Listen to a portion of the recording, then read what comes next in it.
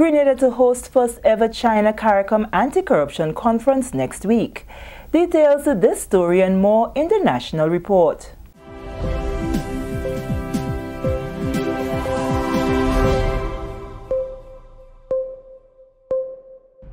With the details of the news for Friday, September 7, 2018, I am Sherian Noel.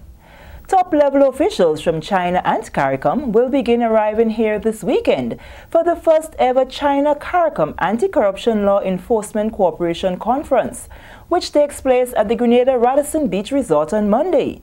Delegates will share experiences, best practices, and explore cooperation in law enforcement and security. During the sitting of the Law House on Friday, Foreign Affairs Minister Honorable Peter David said the role Grenada has been playing in fighting corruption has yielded many benefits.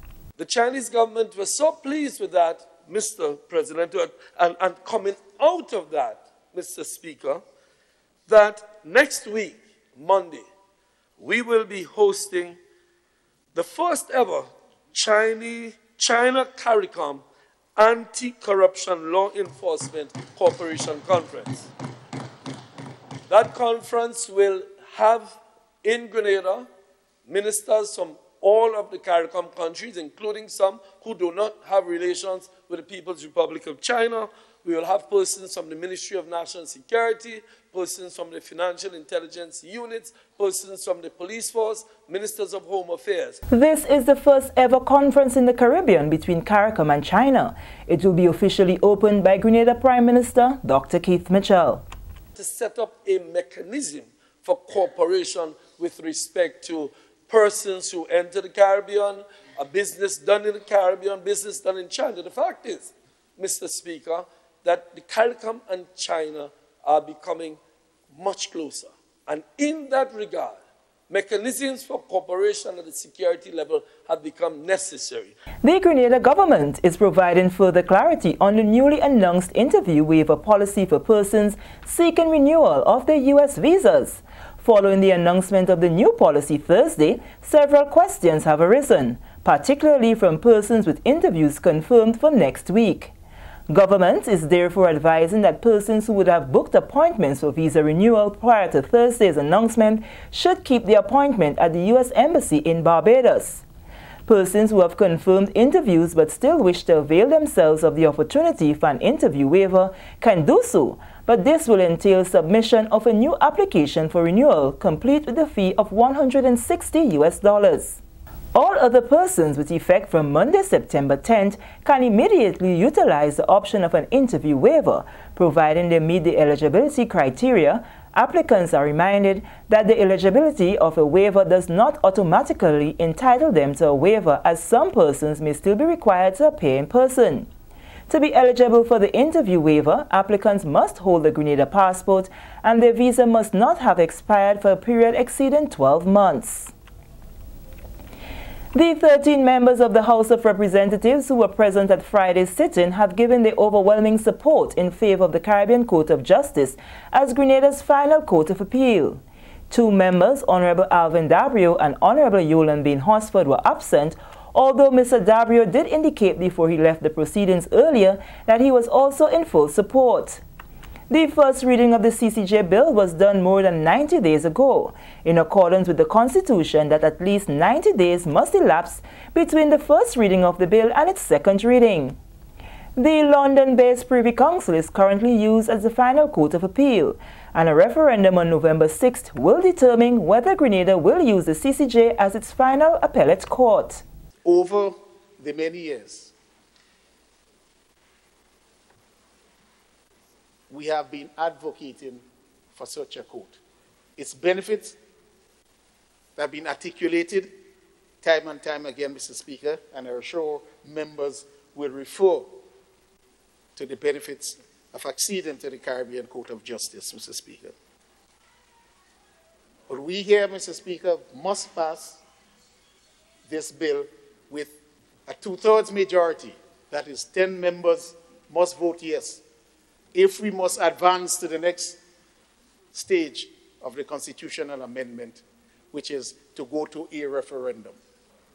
We have announced the date jointly with Antigua and Barbuda, as the 6th of November. Leader of Government's Business in the House, Honorable Gregory Boeing. The bill received full support from other members of the House. I have been to a couple public sessions already, and I was surprised the level of interest, especially after that presentation some Wednesdays ago by many persons who addressed the gathering at the Trade Center. There appeared to be, in the public view, a good feeling of support for this initiative. And I think it's incumbent upon those of us who believe it to spread the message and to take that principled position. And I believe if we do this, devoid of the partisan politics, do not get into attacking members of the opposition or members of the government, but take a position on the basic fundamental principles facing us. Because this is what this is all about, Mr. Speaker. Persons may have doubts as to whether or not this is going to cost us something. So do we have to give up roads? Do we have to give up bridges? Do we have to give up road work to be able to benefit from this? And the answer is resoundingly no. We have already paid the price. We have already contributed financially. So if an ordinary person, maybe in Grand Bacolet, is wondering, will I get less benefits because government is going into this? The answer is no. Government would have already made its contribution, and there'll be no added cost for us going that route. Our people should be given the opportunity to take matters further if they are not satisfied with the judgments handed down by the Eastern Caribbean Supreme Court, and not be discouraged because of the exorbitant cost that currently exists in taking matters to the Privy Council. Mr. Speaker, the time has come. It is time for us to take the bold step to make the CCJ our final court of appeal. And just as Prime Minister of Barbados, Mia Mottley, would have said it, we have full control of our government. We have full control of our parliament. It is time that we take full control of our judiciary. There are some ties that are not beneficial to us as a country and a people. They do not create the avenues. They do not give the exposure to our people as they need our support. And therefore, we have to look what is more meaningful. I am sure they're listening to that debate somewhere, somebody listening and say, kudos, it's time for Grenada to move forward. This is the National Report. More news after the break. The safety on our roads make this a major priority. Health of our people, a crucial necessity. Accidents happen when road users are either irresponsible or inconsiderate in one way or the other. Play your part. Reduce your speed. Be attentive. It is your personal responsibility. Let 2017 be the start of no more road fatalities. Be safe, be seen, be smart.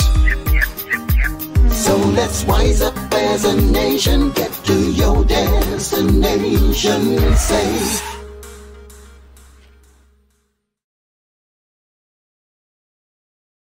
New rules will come into effect in the city next week in an effort to ease traffic congestion and clear sidewalks for pedestrians.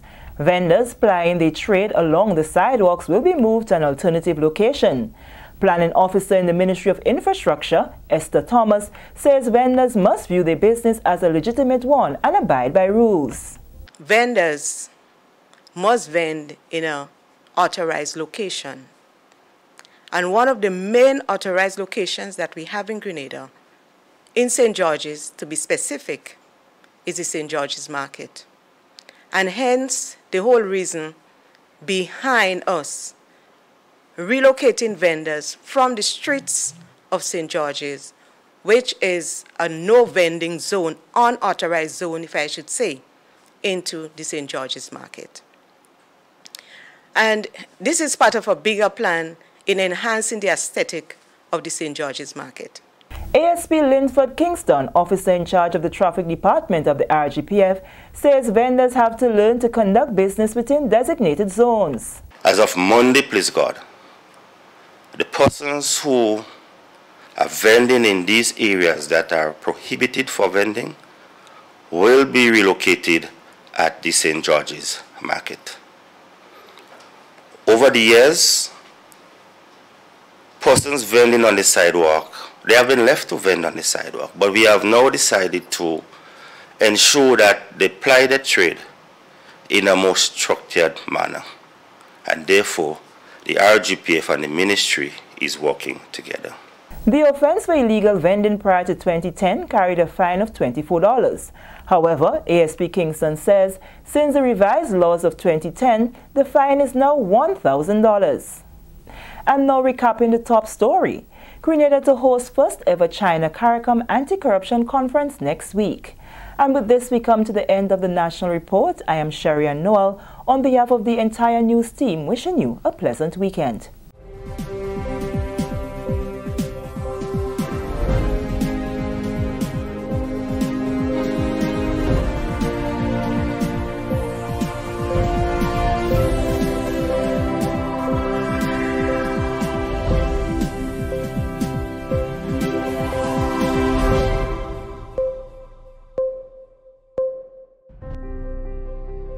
It is said that education is the key to success. The Grenada Development Bank believes this to be the truth, hence the reason we have made it our prerogative to ensure that your key is in safe hands with us. Here is how you can unlock your success with an education loan from the GDB. We offer you 3 loan options. We've got our regular student loan, our work-study student loan, and our special student loan. Our regular student loan is for persons who wish to pursue full-time tertiary level education. If you are a permanent employee who wish to study while continuing your employment, then our work-study loan is for you. Our special student loan is in collaboration with the Government of Grenada, geared towards vulnerable persons who would like to pursue higher level education. Remember, you must have proof of admission from a recognized institution here at home or abroad. All our loans are 100% financing with interest rates as low as 5%. Get your funding from GDB today for your tertiary level education, your technical training or vocational training, even professional development, with up to 12 years to repay. Your future success is today. Grab it now.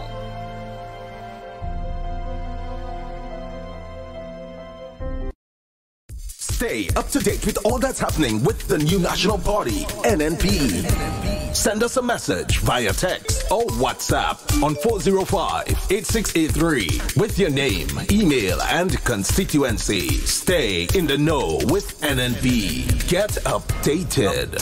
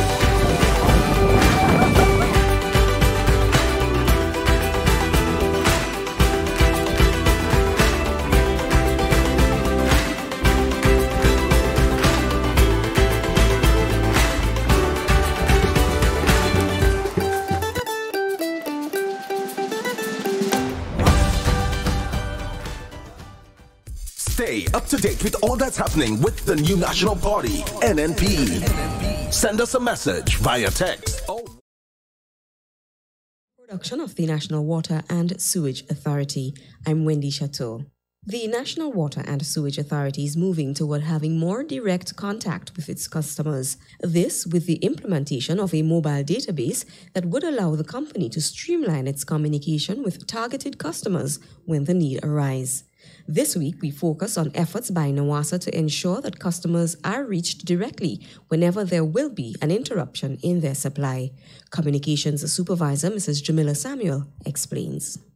Over the past months, we have been listening to our consumers for more direct communication. Many times we have an interruption because of an emergency, repair to our damaged water main, or we have to shut down our water systems. We put out the information on the television, we put it on the radio, social media platforms, including our website. However, 90% of the time, it does not reach the intended recipient.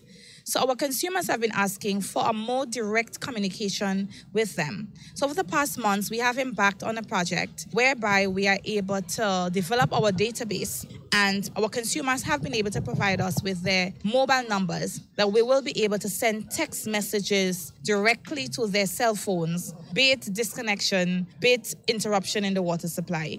And we are hoping to officially launch this project the first week of October, which is designated as International Water Week. So what it is we're asking our consumers to do is that when our meter readers come to your property, because that's a challenge that we've been having, our meter readers get to your property and they would ask you for a mobile number and you want, why is it you want it? And many of our customers are not willing to provide.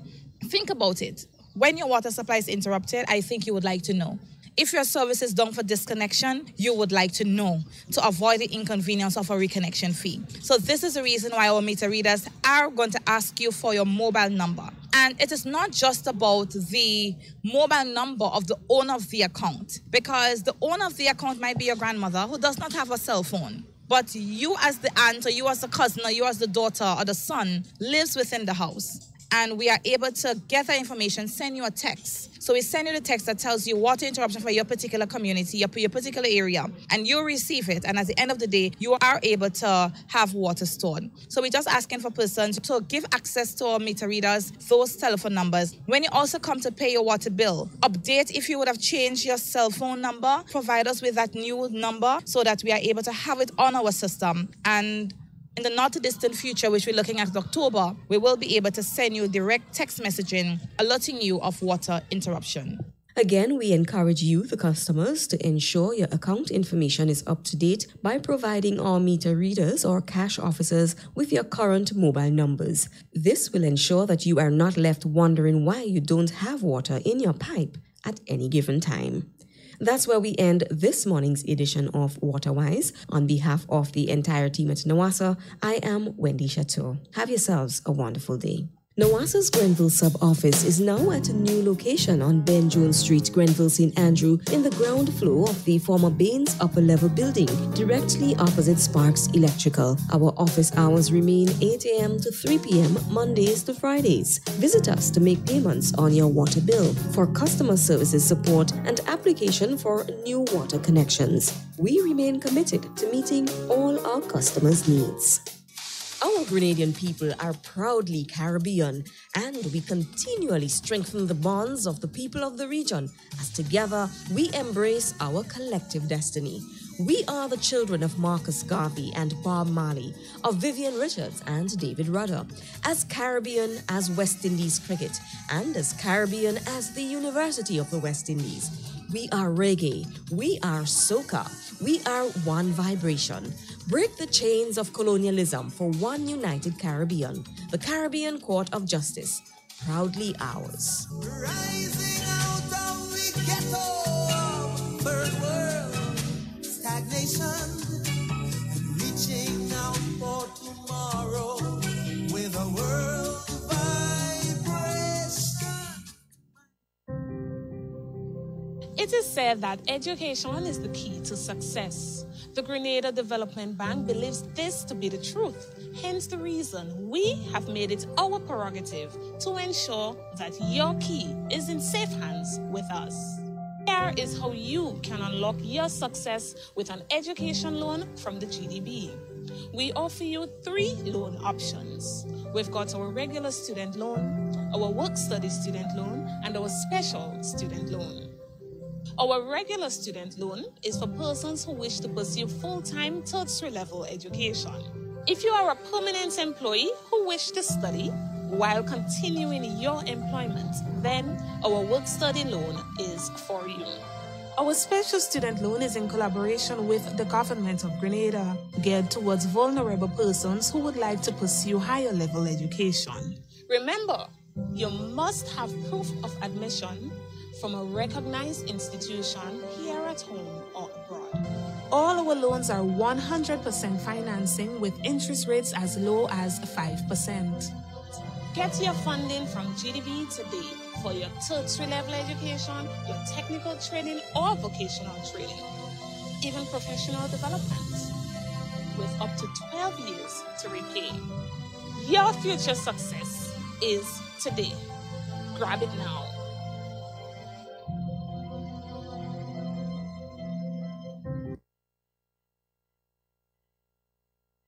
Stay up to date with all that's happening with the new National Party, NNP. Send us a message via text or WhatsApp on 405-8683 with your name, email, and constituency. Stay in the know with NNP. Get updated.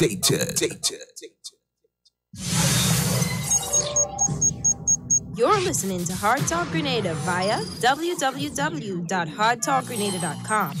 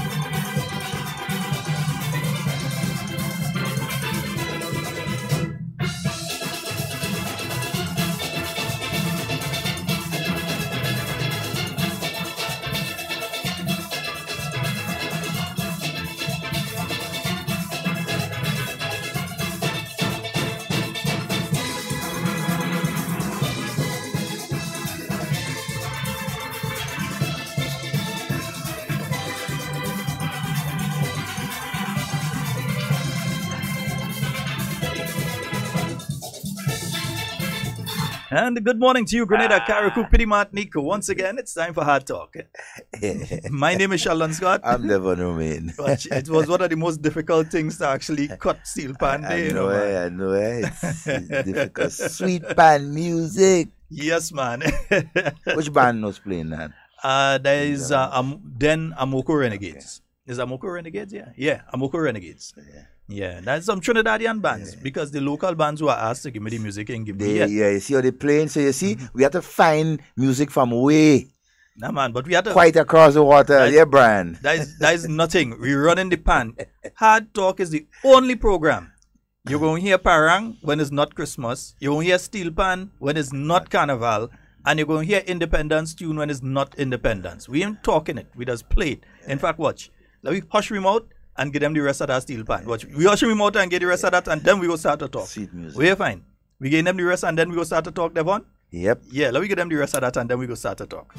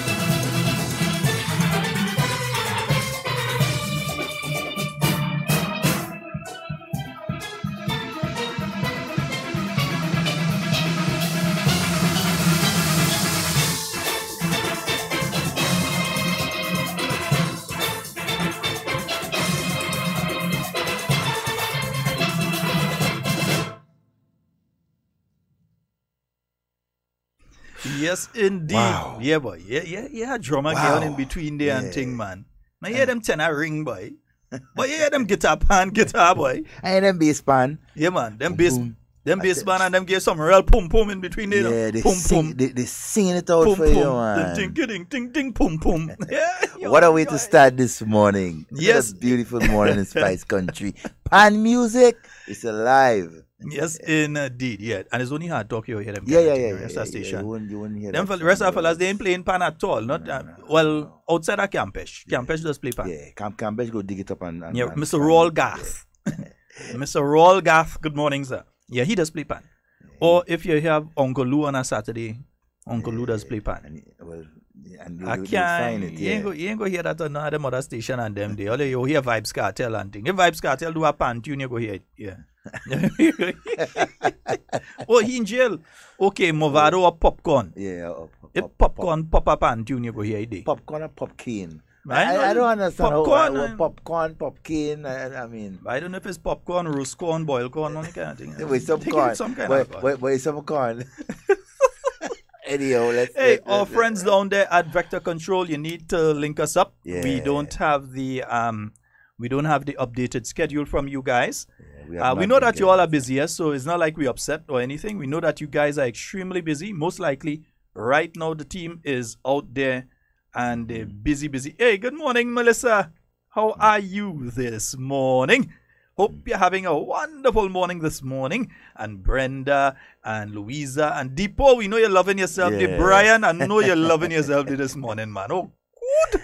I know you're loving yourself this morning. Sweet pan. Yeah. Sweet pan. And Dave and Akila, Hannah is heading to the city. So Hannah, you'll listen to us in the bus or some kind of thing this morning. Denise, good morning to you as good well. Good morning to you, Denise. Yeah. Always punctual. Yeah. Kathy, where's your true scene? Kathy, good morning to you, my dear. Where's your true scene, Kathy? We're interfering with me for Kathy. I hear up there getting cold, Kathy. And it's also scheduled to be one of the colder winters in the northern hemisphere. This time around. So those of you in the UK, the US, and Canada. Sonia, good morning to you. It's expected to be extremely cold. It's already started from what I've heard. Sonia, I realized that last weekend was the last weekend you would have to show off those kind of garments and so, you know. Sonia said she pulled boots and thing this morning. If you like watching your post on them, you pull boots and thing this morning. She had a ball of a weekend. Yeah, she had a ball of a weekend. She had to pull boots and coat this morning though. So, Sonia, tell Too Blessed to Stress good morning. Yeah, the only place we does feel cool, not cold, cool, is when we go and line up in Granatang during December. Yeah, that's the only thing. Wait, Granatang had to get nippy right now. I stop off there. Cool, not cold. Cool, right. Why?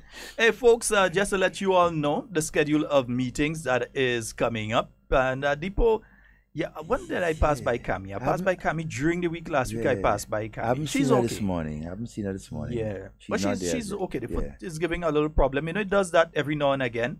Yeah, it gives that every now and again. Yeah, Kathy, I know you can't deal with me this time of year. Lucky I was kind of rushing. I didn't get a chance to pass Granad's Beach this morning. Other than that, we have a couple of photos that we need to show to Kathy and Sonia and don't worry, and we Denise will link and all them, I'm passing on Granad's Beach later. We will make you guys. I need to take a soak. I need to take a soak down by Umbrellas there. I'll go and make a local line. I had mines over the weekend. Ooh, Granans was I'll go in and look for Ambassador. I'll go in by Ambassador and look for him. But several things for us to get into this morning, so let's get right into it. 39 minutes after the hour of 10 o'clock on the Spice Island of Grenada. We're live on 97.5 City Sound FM. 89.5 CRFM. 92.9 over there in Carriacou. And 94.9 We Vibes Radio in Brooklyn. Yeah, and I had to talk about Carriacou this morning too, but we will come to that, right? We will come to that.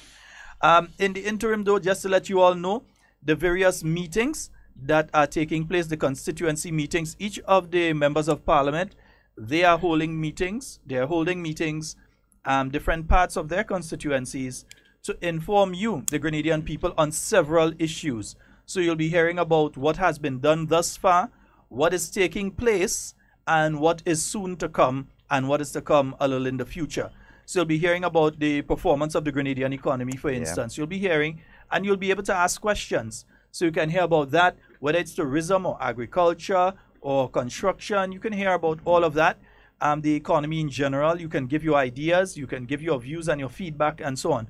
So these meetings are taking place throughout the country. So tomorrow, they're going to be in St. David. All right, so St. David at the Pomerose, and all these meetings start at 6 p.m. So tomorrow, the team will be there in St. David at the Pomerose RC School. So that's St. David, St. Patrick, West. So the Honorable Anthony Boson and so on, they'll be having that meeting there at the St. Patrick Anglican School. So tomorrow, that's the 11th, the team will be in St. David at the Pomerose RC School and St. Patrick at the St. Patrick Anglican School. On Thursday, no meetings on Wednesday. On Thursday, the team in Carriacou and Petit Martinique, they'll be at the Brunswick Golden Rock Club. I've never been to that one yet. Brunswick Golden Rock Club. Nazi, we ever passed there? You ever hear about that one before?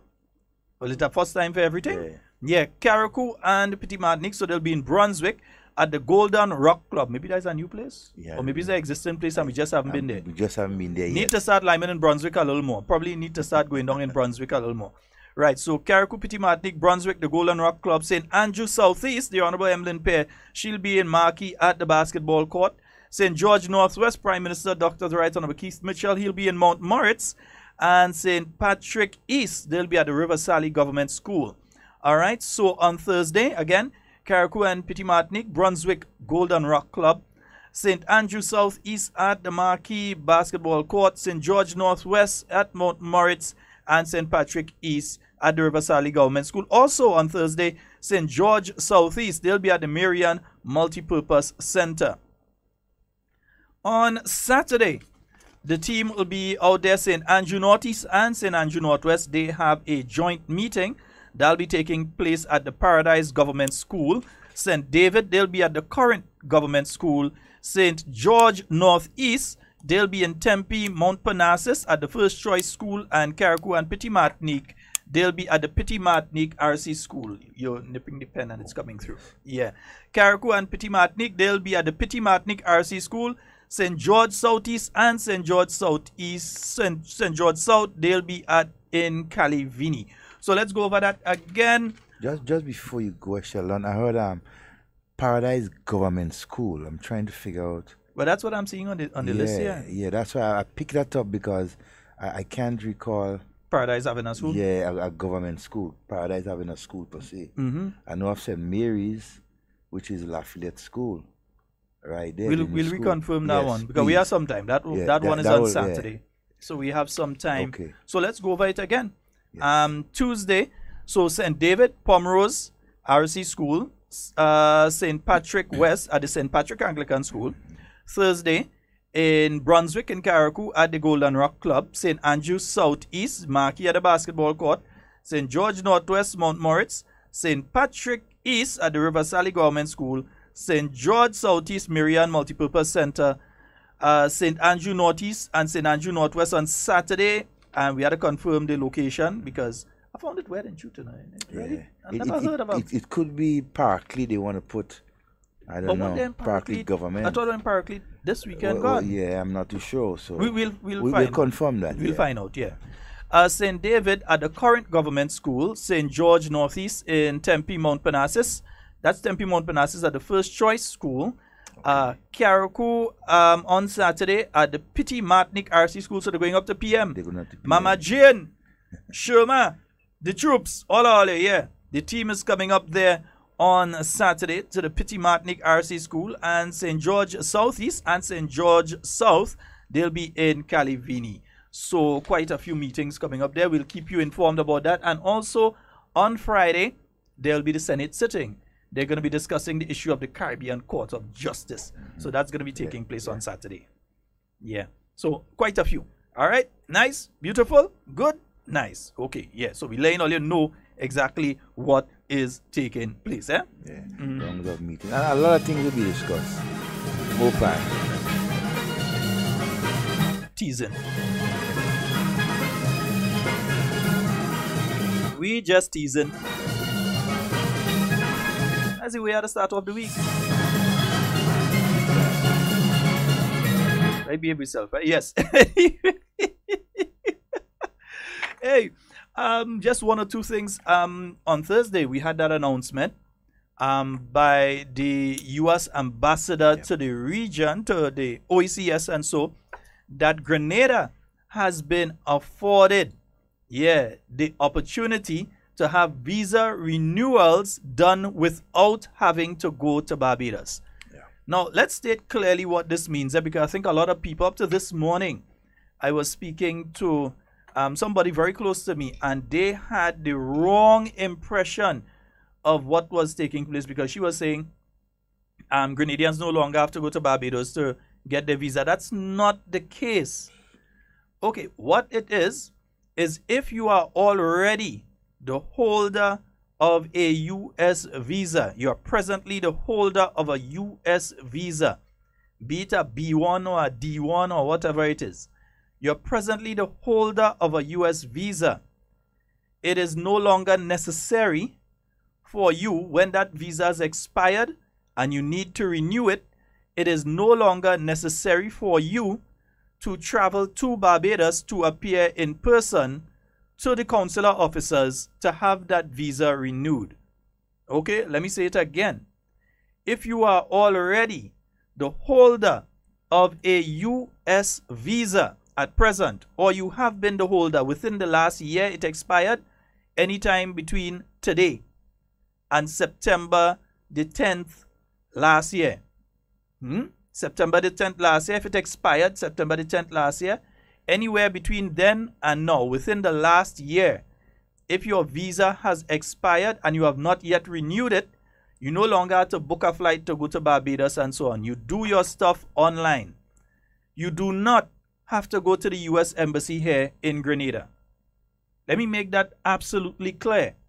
You do not alternatively have to go to the U.S. Embassy here in Grenada. You don't have to go there. All you do is the online bit. So usually when you're signing up for your visa, you sign up online.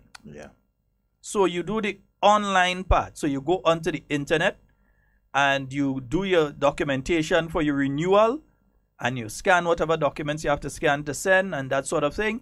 But you do your application online. You also pay your fee online, because as it is right now, even for the people who are flying out this morning and tomorrow to go to Barbados for their visa renewal or their visa application, they would have done their application online and they would be flying out now to go and do that and that sort of thing.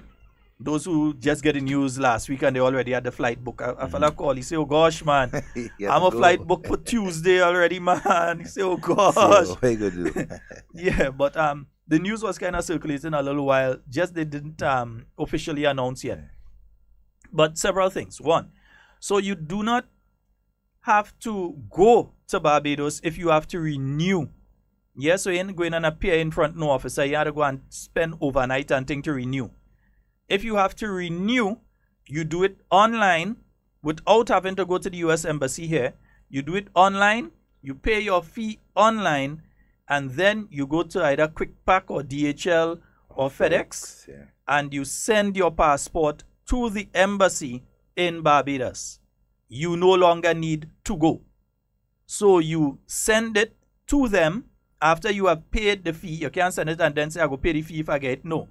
You pay the fee online as you do. You use your credit card and you pay your fee or money transfer also, and you pay your fee.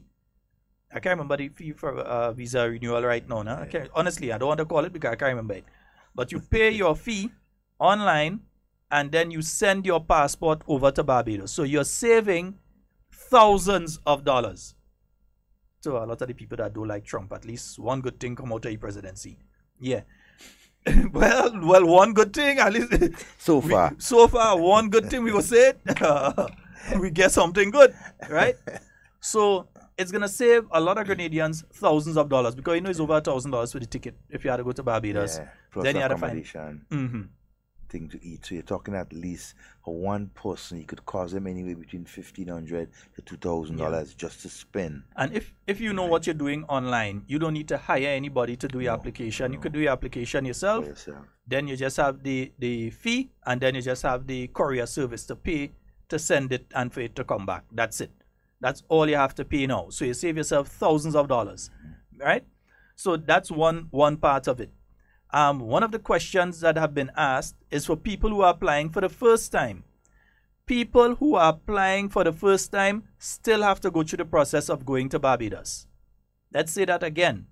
Those of you that do not have, never had, or have been refused in the past a U.S. visa, you still have to go. I know somebody saying, so every time I see Devon smiling, so it's somebody saying something out of the way. Good morning to you, Mr. Watts. I hope that you're having a wonderful day. Bonston, good morning. Good morning, Bonston. Yeah, for those of you who are applying for the first time for your U.S. visa, you still need to go to the embassy in Barbados. You have not been exempted. It does not apply to people who don't have a visa and applying for the first time. Let's say it again. It does not apply to people who never had a visa and applying for the first time. You still have to go over to Barbados. All right?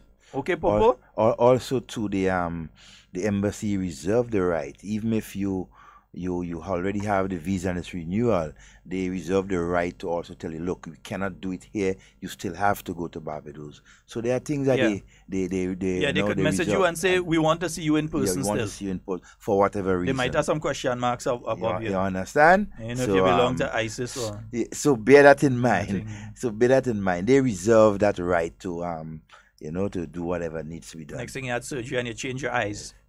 Want to make sure it's you. Yes. No, it's that people actually did that. I know of one guy had surgery and changed the eyes. So they would want to scan the new one. And hopefully the new one is already in the system. So that might be a problem if somebody had eyes and you So we need to bear all of these things in mind and if you're not sure, ask. Seek for information, seek clarity right before you embark on doing what needs to be done. And so, all right. So that's one part of it. And importantly, those of you who had U.S. visas before and did not renew them over the last year, you would have to go to Barbados still. Yep. So if you had a U.S. visa before and it expired before the 10th of September last year, before September, let's look at September, before September last year, you would still have to travel to Barbados, like a certain fella I know. You would still to join a bandwagon. Sorry, too, yours thing already. Yeah, but yours you're still active. You expired in the last year.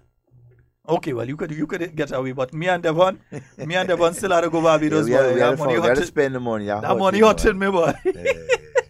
But I had prepared for that already, so. Yeah, but Devon ain't want to go in the States too. Nah, boy. He ain't busy for that. Not that, but one of the things that would have me wanting to go all the time is because of my mom, Because she she travels in and out and so, and she's in her 80s. Yeah, well, it's important. So you know what that is important. She had to see your face every now and again. Yep. Give your head a look rub, pull your locks. Oh boy, love that. Hug you up and them kind of thing, yeah. And she want me to cut that locks bad, eh? You are the opposite to me. Always ask me when. I was like, Mom, don't worry. So those of us that our passport has expired within the before the last year, visa has expired, we would still have to go to Barbados. Yeah, we can't get away from that. Yeah, the only lucky people are the people that from now on, the visa expired now, and those within the last year. Before that, we still had to go. Yeah, they still want to see us. They want to make sure it's we. So just to understand that. All right. So again, you cannot go to the embassy here. It's not a case that anybody is going to be interviewing you or so again. You've done your interview, you've done your fingerprints and your eye scan and so on. They have you within their system. They don't see the need to have to interview you again. Yeah. So unless your visa's expired, before the last year, it's expired before September of last year, you do not have to go back. to the embassy. And you know, what is significant to Sheldon is that it tells you that our government is continuing to do things and put things in place to meet the different security standards around the world. You know, together with one or two other countries and so, who have been afforded that, you know, that sort of waiver and so. It shows that, and I can only speak for Grenada, that we are doing what we need to do. You understand? To ensure that all these things become more easier for the people or persons of our country. And that is very, very important. So when Prime Minister Mitchell made that point about, yes, we are doing something good. We are continuing to follow the regulations, to put things in place, to definitely make it easier for our citizens to travel. Right. And hey, here's what, because I've been hearing some people making some kind of statements out there. Now, the U.S. announced a couple weeks ago that they would be doing this for Barbados and OECS territories. But lo and behold, the only countries that have been afforded this are Barbados, St. Lucia, and Grenada. The other countries didn't get it. So the only countries that are allowed now to renew without having to travel to Barbados are the Barbadians, which in their case means that they no longer have to go and appear in person at the embassy, but they can do their documentation and just drop their passport in. Yeah, and not have to go and sit down and wait to see a consular officer to ask them a bunch of questions and so. They can just sign up their thing online, drop their passport in, that's it. They no longer have to spend a day hanging out waiting to see an officer. St. Lucia and Grenada, no longer, these two countries no longer have to jump a plane and go to Barbados to have renewals. But Prime Minister Gaston Brown of Antigua, he's upset because he's wondering why Antigua has been left out. Yes. So Antigua, Dominica, and St. Vincent and the Grenadines have not been given the same opportunity. What about St. Kitts? I'm not seeing St. Kitts listed either way, probably St. Kitts as well. But the only countries that got it thus far are Barbados, St. Lucia, and Grenada. Okay. Those are the only countries, and there must be a reason for that. There must be a reason for that. Yeah, they like us, but they like us. Yeah. It's not a matter of discriminating, but there must be reasons why these countries are, you know, ahead of all the rest. Yeah. You know? The only thing they have said is that people who carry Grenadian passports by way of citizenship by investment, these individuals are not included. So if an individual is carrying a Grenadian passport by way of citizenship by investment, they still must go to Barbados and be interviewed, as well as persons from third countries. In other words, people who acquired Grenadian citizenship. Like you may have somebody from, let's say, India or Syria who has come to Grenada and they've acquired citizenship after being here for how many years and so. Or through marriage. Right. They still have to, what now? That apply to me. Wait. I think me and Ambassador Tiglia letter, however she name is, had to have a conversation. That did apply to me. I just checking myself there. I'm glad for all you, but like it didn't apply to me. Like whichever way I still have to go. Yeah, but people from third countries who carry Grenadian passports, they do not qualify. Yeah, so if, as we have quite a few of our friends from Lebanon and Syria and so, who've been living in Grenada since the 1960s, 70s, that sort of thing, some of them even the 50s. They've been living in Grenada for a long time and so, but they do not qualify under this. It's for Grenadians. Yeah, Grenadians. All right? Full Grenadians. Yep.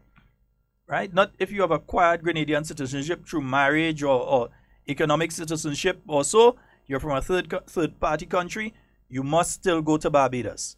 Just clarifying that so no one has any misconceptions about the entire thing. But Antigua vex boy. Gaston Brown say, what going on? How come the America treating us rough so boy? Yeah, Gaston Bronx. You say, Gaston, well, boy. Grenada get we don't get. What kind of thing is that? Oh. Lobby. Continue to lobby, my friend, and continue to do the things that You need want to know if done. there's something against Antigua, Barbuda, Dominica, and St. Vincent and the Grenadines. You want to know if there's something against them? There must be a reason, right? And so, as time goes on, the U.S. will definitely tell you what, the criteria is, what you need to be doing, and so what you have not done as yet. You think maybe he speak out a turn and they just ain't reached to them yet? Well, it's perhaps.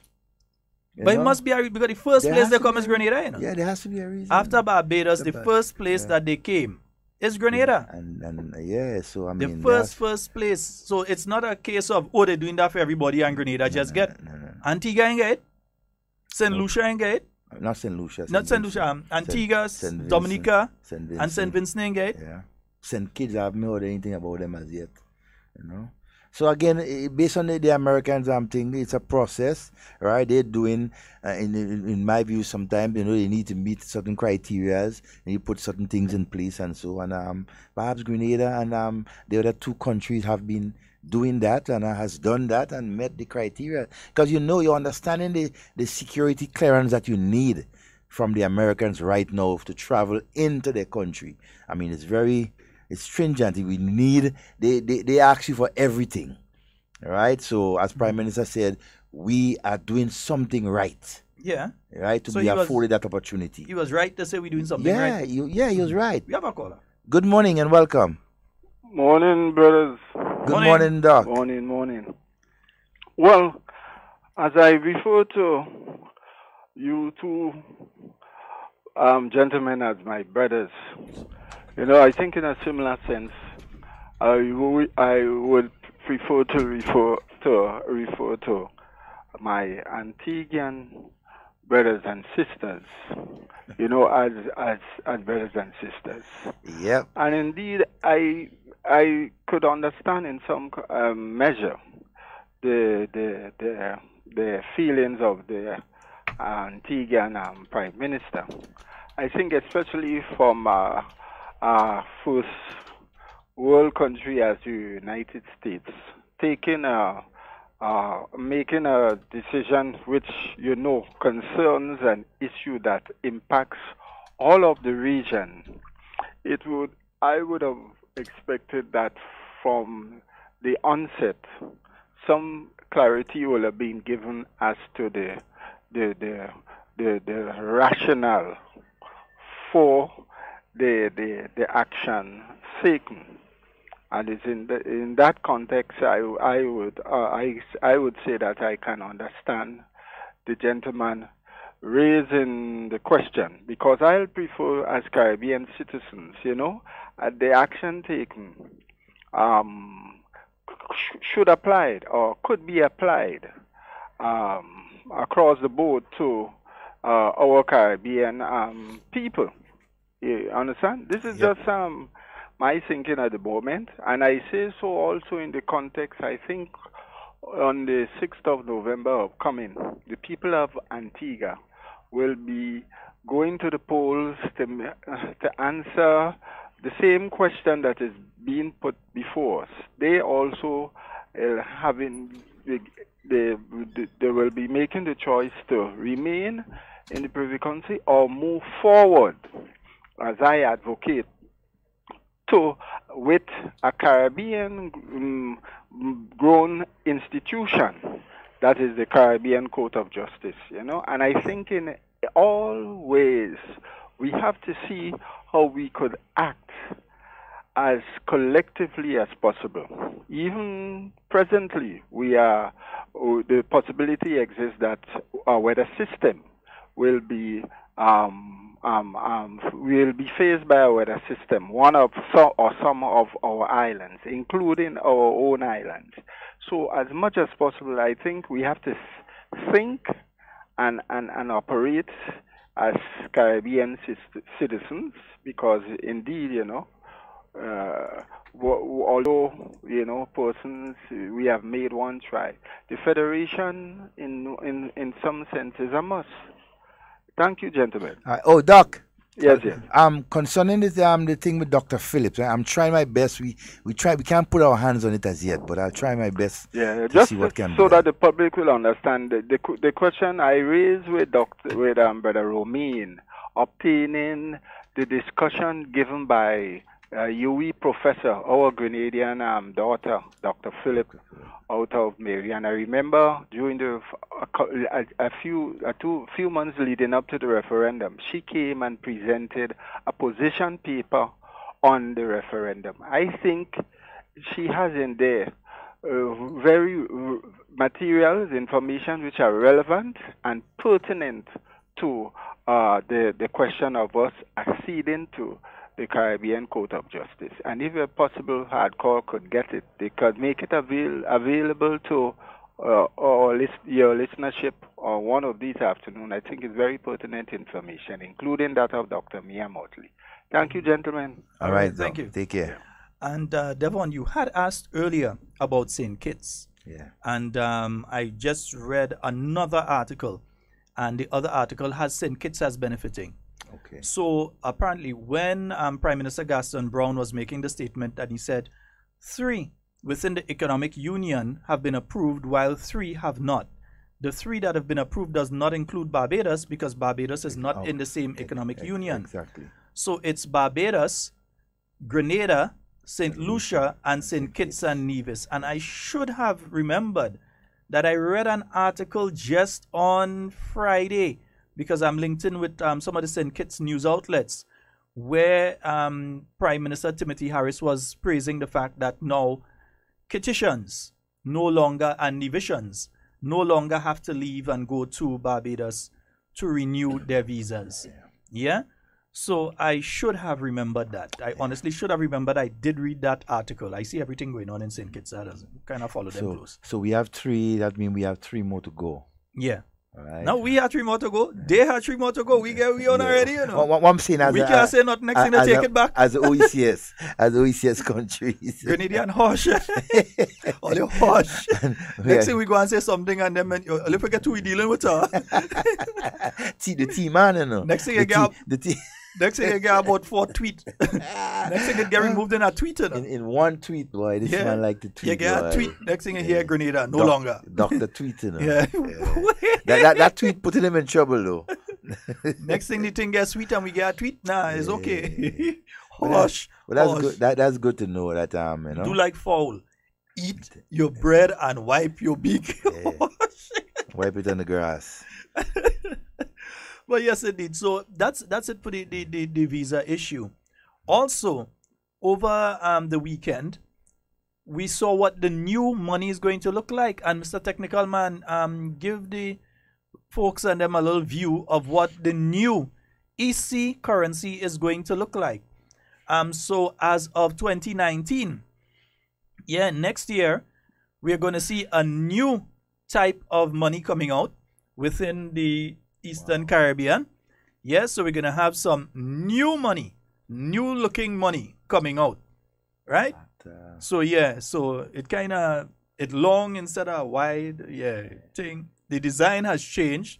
Some of the basic components remain. The $20 is still Grenada on. We still have a nutmeg on it. But some of the basic design has changed. And there's another important thing to it. You have 2 GBSS boys featured on the money now. That don't mean all the money belongs to GBSS. The signatory and a face. Sir Dwight Venner.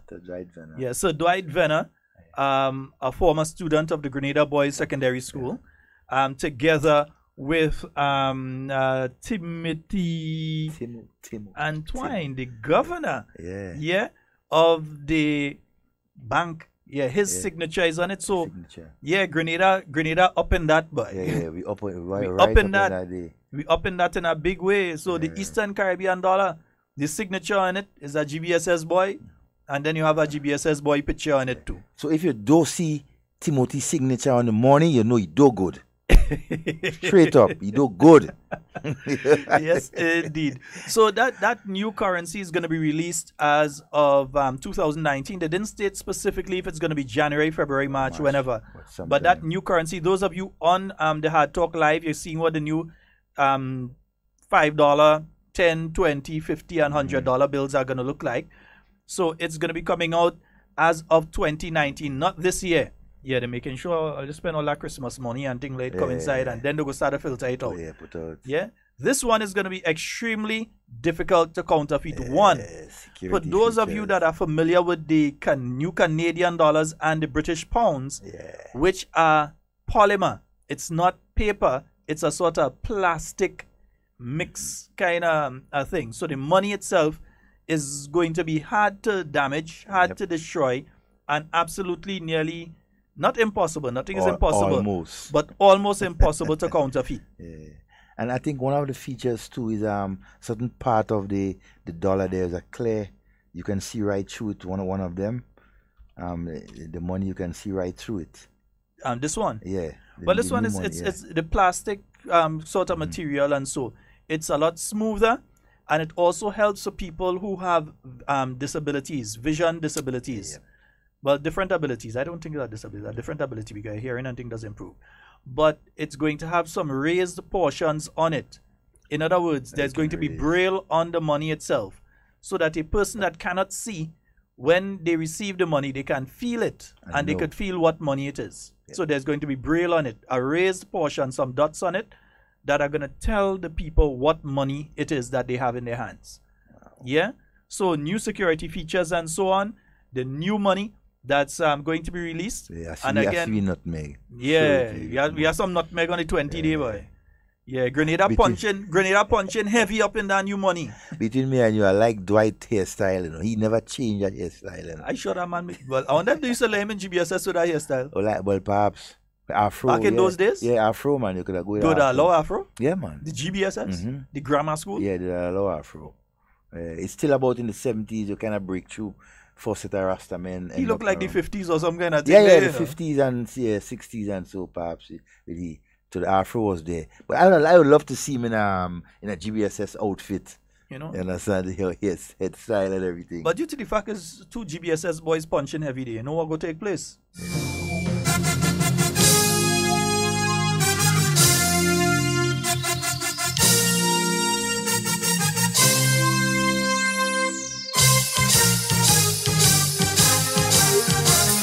Study or recreation in classroom or playing field.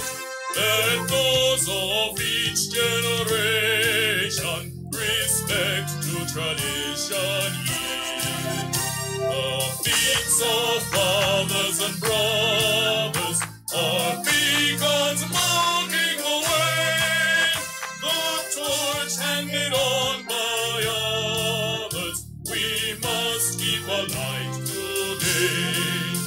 The prize to the one who earns it, let this be your golden rule, and never enhances merit, the slacker is folly's school.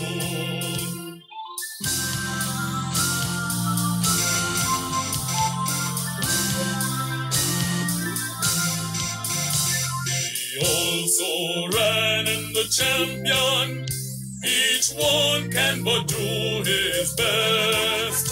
The winner's display depends on the efforts of all the rest. To be in the van is not all, for each has to play his role. The team wins the match and football, the one man must keep the goal. The prize to the one who earns it, let this be your golden rule, and never enhances merit, the slacker is folly's school.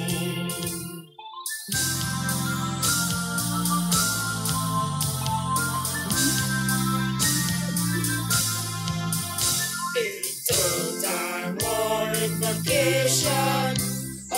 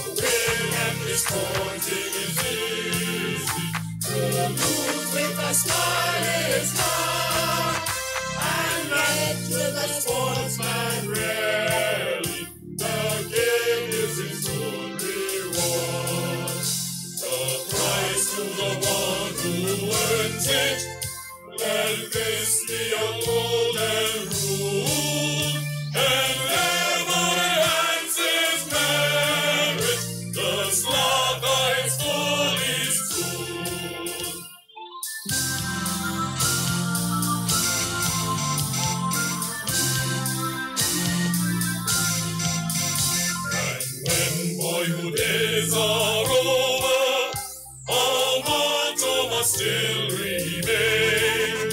For only by earnest endeavor the highest we shall attain. A truly great West Indies, be this our constant aim. Surmounting insular boundaries, a people in northern name. The prize to the one who earns it, let this be your golden rule. And never ends his merit, the slacker is fully schooled.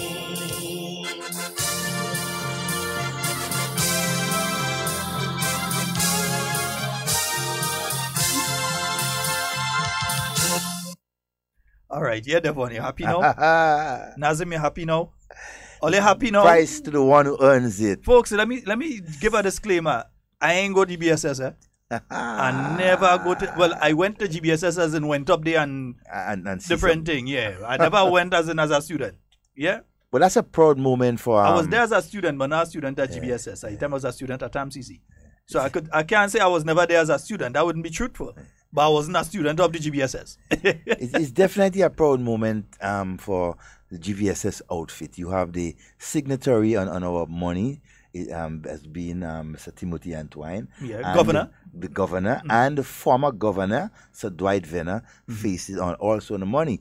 2 GBSS past students. So GBSS 2 in a row? 2 in a row. All right, okay. One after the other. Something with the school, something with Grenada. It has to be something with Grenada. Yeah. And then again, it's understanding because GBSS is definitely the oldest. The oldest. The oldest secondary school in this country. But Devon, important issue for us to get to. And we'll come to the phone lines in a little while. We realize it kind of lighting up like a Christmas tree. We'll come to you in a little while. Important one. It's now Hurricane Isaac. Yeah. Hurricane Isaac. Zim, could you send over the latest updated info to me, please? I don't know. I got something from NADMA, but that was last night. Yeah. I haven't gotten anything updated. There was something this morning. I'm not. I know that Oslin sent out something this morning. From 5. She did send out something this morning. But there's a long set of technical information. The bottom line is this, folks. The hurricane, as it is right now, is not expected. Doesn't mean that it will not. Is not expected to impact Grenada. Number one, it's a small hurricane, which means that its area is the winds extend for about 10 miles. So it's not one of the big ones that even if it affecting St. Lucia, we get rain bands and storm and so down here, right?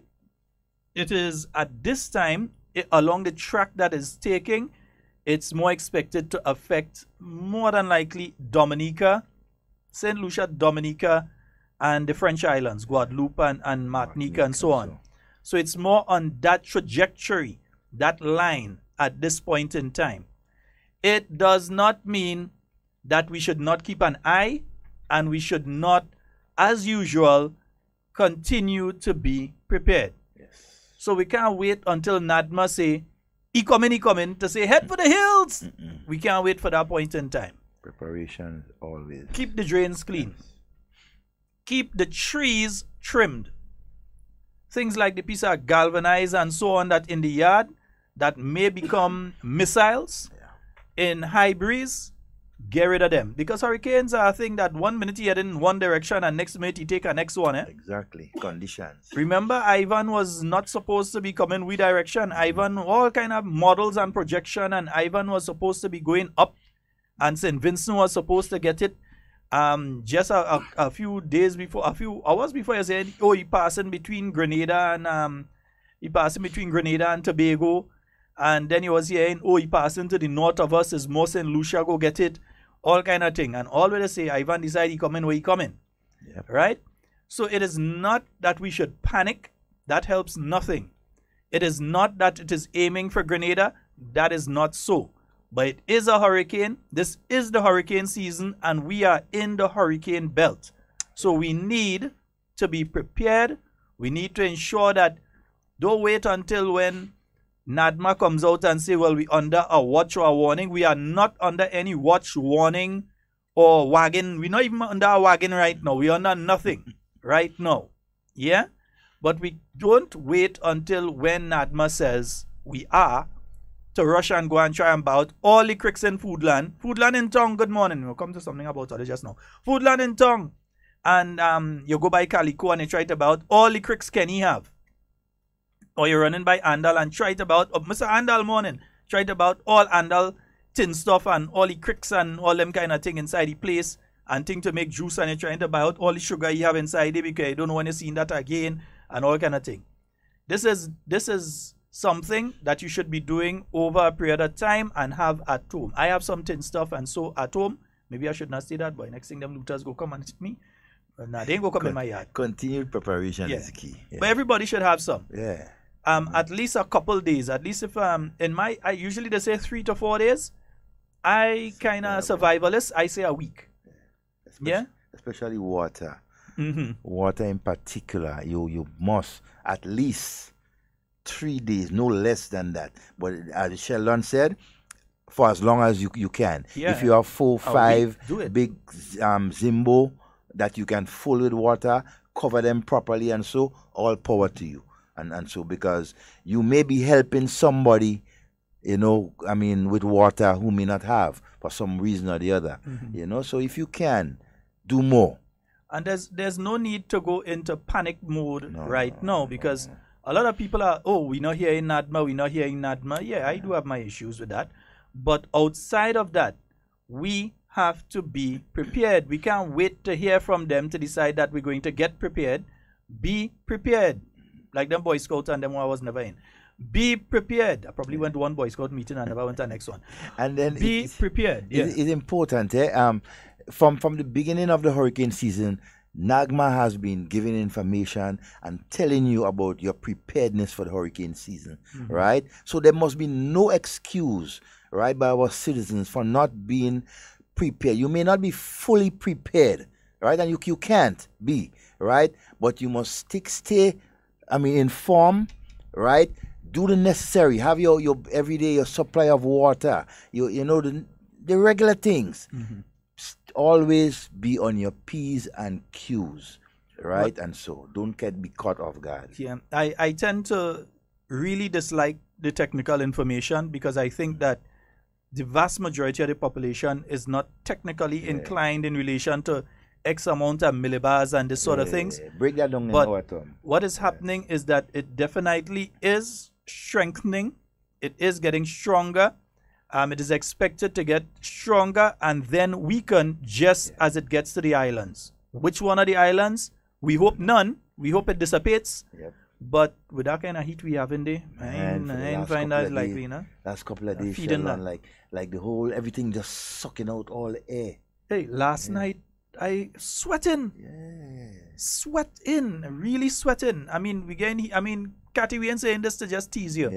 It's actually very hot, day and night. Dangerously hot. Day and night. So, folks, you have to remain hydrated. You must remain hydrated. Pay attention to our young ones, and so ensure that they have their bottle of water in their bag, and so to go to school, ensure that they drink liquid, fluids, water in particular, and so because you never know with that type of heat condition. Let's say a special good morning to Happy Hill Secondary School boy. Good morning to you, Mr. Evelyn Alexander, the Zingo.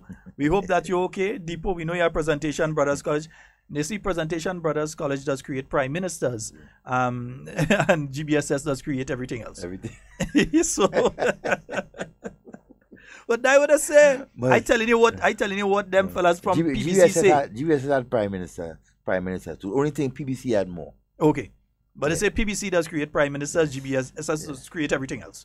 So everything else, athletics, football, first Olympic gold medalist. Yeah, first Olympic gold medalist. In fact, watch me jumping on that bandwagon with you on your own. Right. But folks, we need to keep an eye.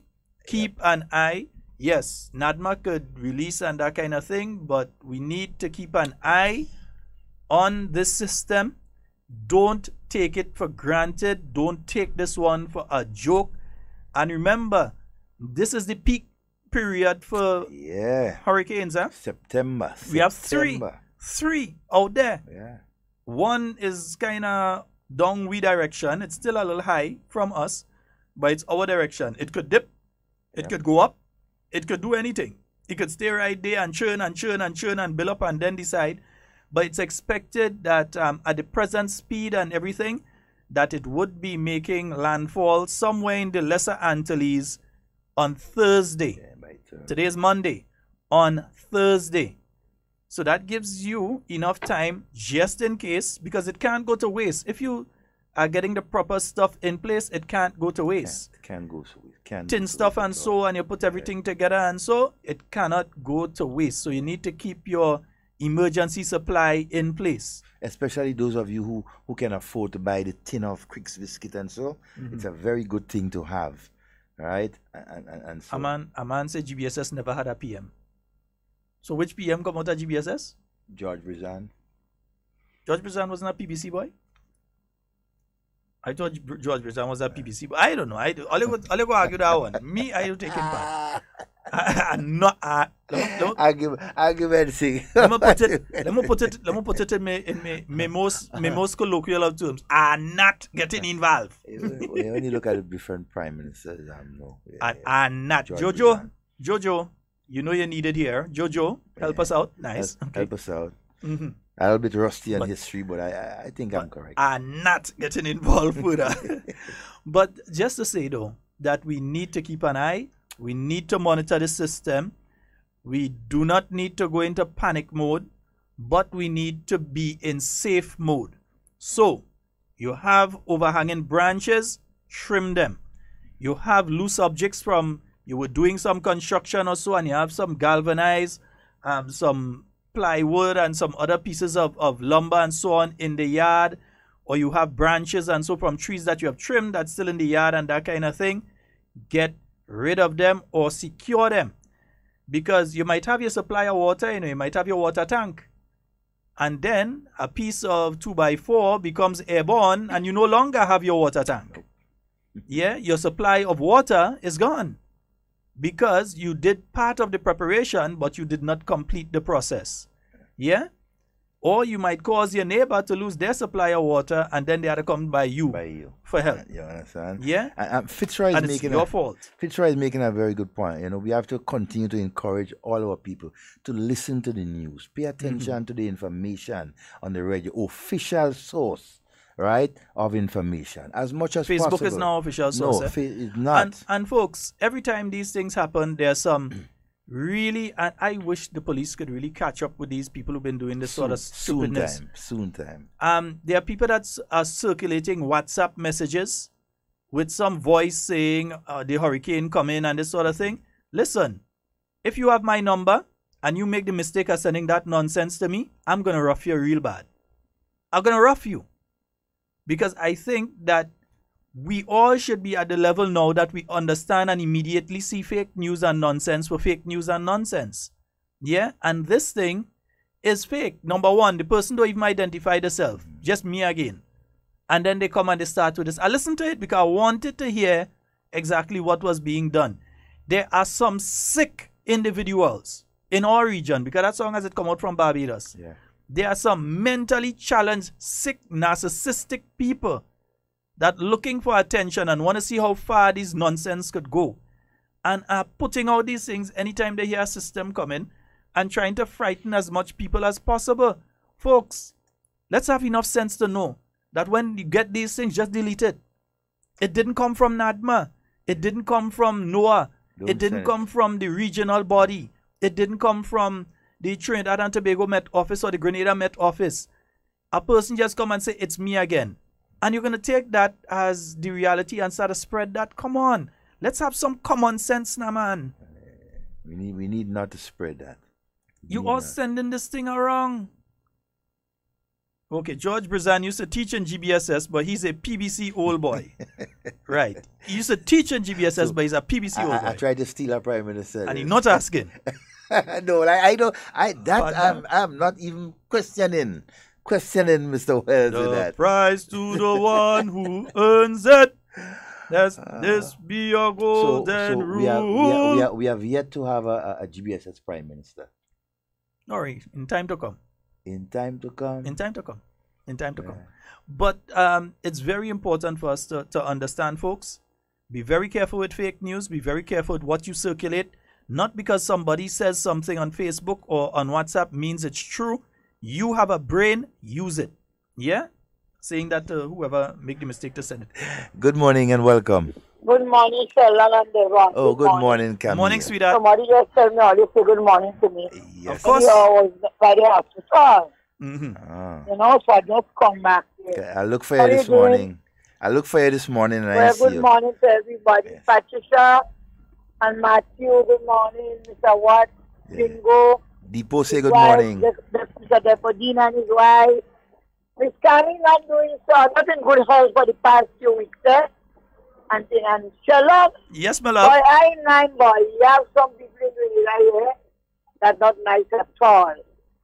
They don't only when you're well, they know to use you. Mm-hmm. That's the only time they know you. You know, as a woman, I mean nothing nice for me. I will pick up my phone during the week to all on our weekend and call everybody who I know and say good morning, how they doing. And not a soul in call to know tell me what's up. You know, so if they call me, I could tell the girl, oh boy, I ain't feeling well. But when they want anything done, that's when they know my phone number. So, I'm listening. Don't call me out. Tell me nothing. Come on, you. Because love that counts. Or at least pass and check you. People love that counts in this world today. Nobody that phone and my phone in operation. They just cut. Not to say they cut me out, but I always send me phone bill in case relatives, friends could keep in touch with me. Only one really wants something done. They know Miss Camille. But I don't want to call me up to do nothing for them. Because to me, them is not my friend. You understand what I say? Miss Mona, good morning. Miss Mona can see. And Miss Mona will call me to know if I'm alright. Only when they want something done, they know that phone number. They know 435 9011. I mean, when you are here on the weekend, and during the week, you always say good morning to Miss Camille. You know? Dr. Thomas, good morning. I was just back in the hospital. I come out of it. And Dr. Mark, please. And I know who my friends is. Yeah, you know. That is not nice. And that hurt me. They want to talk about it. That hurt me. Anything they want to call in Camille. You know. It's not money. Money is not all in this world, you know. Money is not all in this world. So you all are blessed. There are my friends in England, Canada, and good morning. Kathy and Cox. Try and get in touch with me. I don't know if you get anything I send for you. Good morning to everybody, home and abroad. All right, have a blessed day. All right, darling. But I feel a little better. You know? And I tell you, I have more than already. I was up there Saturday. I didn't sleep at all yesterday.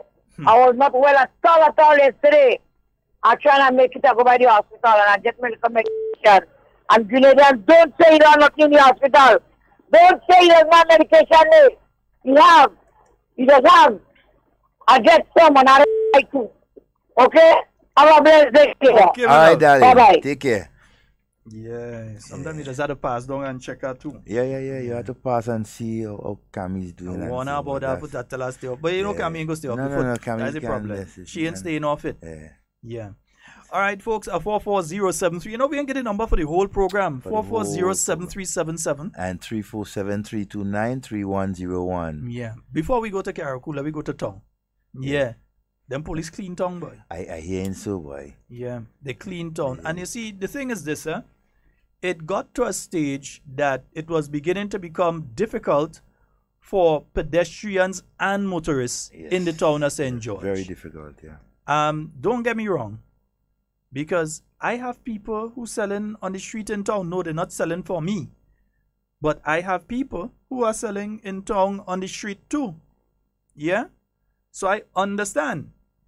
I myself used to sell on the street in town. Many people wouldn't know that. But I had my partner, Carl Gaskin, used to sell earrings and bracelet and so over by Farm and Garden Center years ago. Carl Gaskin from Tempe. He would be from Tempe, yeah. He used to live in Dabo. He died now. That's Alan Gaskin, brother. Brother, yeah. Right? Bigger brother, yeah. So he used to sell in town. That's the first guy to actually bring African movies into Grenada. He used to go to New York. He used to get his African movies, and when he come back, nobody wanted it. Until, he used to have it, and nobody wanted the African movies. And then after Hurricane Ivan, when everybody was looking for things to watch and so on, they started watching the African movies, got to like them, and that's what spread. Carl Gaskin, he has a brother who works at the Ministry of Youth, Anderson Gaskin, and then he has a brother that sings and so, Alan Gaskin and so. One of his brother died too. Right. And he spent a lot of time in Trinidad too, eh? Yeah, he spent a lot of time in Trinidad. So he used to be between Trinidad, New York and so. 80s and so. So when he used to vend on the street in town, people like him, people like oh boy, this guy, he sells fruits and so now, Sandman. And these guys used to have people like Moss, DJ Moss. Not the DJ Moss you have now, another guy they used to call Moss Bread. Yeah, all these fellas used to be in town selling and so on. And Brian Bar, right, Brian Bar, right, used to be by the transformer there, all these things. I used to be in town with these guys hustling. Yeah? I used to be in town. So I understand what it is to sell on the street. I also understand that is how some people make their money. But what has happened is that when you did the market, and you did the market saying we're taking into consideration these 30 or 40 people that are selling on the street in town, that they can be relocated to the market, that was done. And then by the time you start to make preparations for the 30, 40 in town, another 50 come and start to sell on the street in town. And it also ended up in a situation, and they cannot tell me a lie because I could call names of people that have it. There are people that have a boot in the market. There are somebody selling on the street in front by Foodland. They still have somebody selling over by KFC on those booths and them there. They still have a next booth across there. So they have somebody on the street. They had a space in the market, and nobody is saying that you want to hold back people. We're in a capitalist society. In a capitalist society, if somebody wants to have more than one business or businesses, we can't stop them. They're free to do that. This is a capitalist system. Yeah? But at the same token, we cannot allow their right to do that, to have that, to infringe on the rights of others. And it became untenable to have everybody just selling on the streets in town as was being done. It became untenable. And then again, one of my major issues with that, well, two, the traffic and, right, our disabled persons. Very important. Our disabled persons are finding it difficult to make their way through on the sidewalks and so because of persons vending and so. I may not agree with how he does it. I may not agree with his attitude. I may not agree with his arrogance and blatant disrespect. But one thing I agree with Mr. Rollo on is when he as a disabled person is differently abled person is trying to pass through town, and there's obstruction in his way, so he can't go along where he has to go. It's difficult. You've been finding a situation now where the vehicle trying to pass, you have to try to avoid rolling over somebody's foot or so because they're trying to buy a little tomato or sweet pepper or cucumber or something at the side of the road there. And then the people who were supposed to be passing along the roadway, the sidewalk, have to end up walking in the road. So you have to be having this dance between the vendors and the people the pedestrians and so, and the vehicles passing, and it became untenable. So while I understand, believe me if it's one man that understand, as I told you, I used to sell on the streets in town. I used to do it. Yeah? Wow. And many of you that know, every now and again you pass me by Handel, by with the selling movies and thing, you pass me sit down on the ground there. Yeah, so I know and I understand the importance of this to these people. These are how these people that send their children to school. Yep. These are how they just pay the rent. These are how they just pay the little something they might have in the bank and so on. This is how they just buy food to put on the table. I understand that. But it has to be done because they are offering a service that people need. Yes, they are offering a service that people need. People want movies, they won't go and find it. People want fruits or whatever, where the fruits are, they will go and get it. But it cannot be a situation where everybody just block up all the streets and then everybody had to walk in the road and traffic back up right up to the tunnel because of something that taken place a little further up. It cannot be allowed to continue, and the police are doing what they need to do. Yes, again, I understand. So it's not that I'm against people selling on the street and that kind of thing. I'm against blocking up the street. In my view, one of the things that could have been done, especially for those who have been in town for a very long time, yeah, because I know some of these vendors and them who in town that been there for a very long time. It have men who been selling on the streets there 10, 15 years. Hey, you joking? And more. 10. Well, Sandman been there since the 1990s. Yeah. I know Sandman. 25, 30 hustling. Years. Yeah, person been hustling. You understand? Jiggerman and all of them, they get a place in the market and thing. No, Jiggerman, morning. Yeah, Jiggerman and them, Brian and them, they into the market square and they have the local areas and so inside there right now. But remember, it's the streets that these guys used to be on before. They graduate and they go on inside there. But the more that you put inside there, the more come out on the street itself. It's more opportunity. And it's creating a problem, eh? It's more opportunity. When you move a set, it's like eye opener for others. Hey boy, you're moving the. Yeah. As soon as I said go, our next set come and take over the spot. A bit of good news. I think I lapsed on my history, and I apologize for that. Yes, GBS has had 2 prime ministers. Robert Blaze and Nicholas Braffett? Yes. All will continue arguing that this GBSS presentation Brothers College thing, all will think that, right? But that's a rivalry that used to be going on with athletics, in football, every single thing that goes on within the whole secondary thing. There has always been a rivalry between GBSS, PBC, high school. Well, let make it a good rivalry and bring it to Intercall now. Mr. Technical Man, you had the wrong date up for us, eh? Yeah, the 6th. Yeah, the 6th was last week, Thursday. Yeah. Yeah, I was up as the 6th. Yeah. Huh? No. We're talking on Facebook here. Yeah. When we talking, we're talking from what we're watching with we 4 eyes.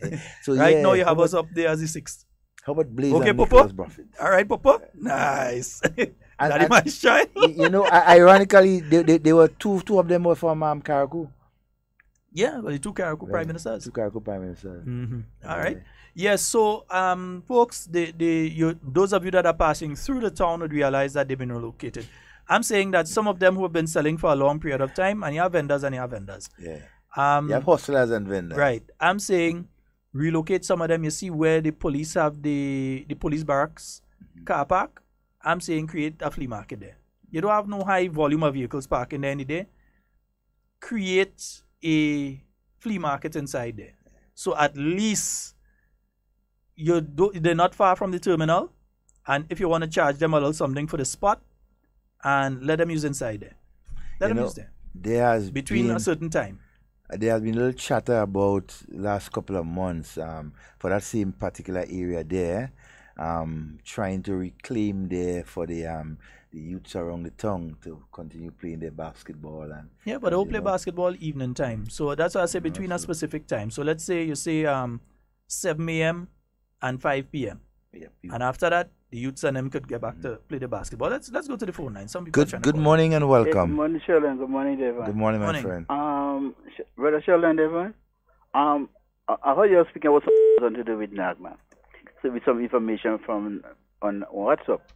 And I got the information last night. As we know that information from NAGMA.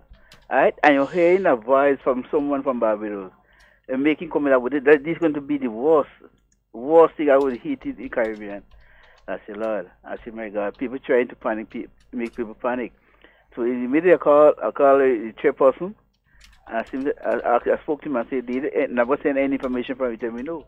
I spoke to him, you have to forget that. That's fake news. All right? Because we wait on information from Medapis to NAGMA, and once we get information, the correct information, then we give other information to the people in St. John Northwest. Alright? So we just leave that information die because we know that is not real. Alright? We know it's not real. And brother Evan, I was listening to Shaggy program this morning where someone called out making a comment concerned to do with the uniform.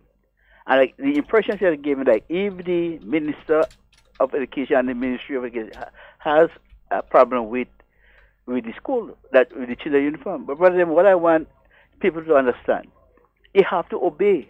obey laws and instruction.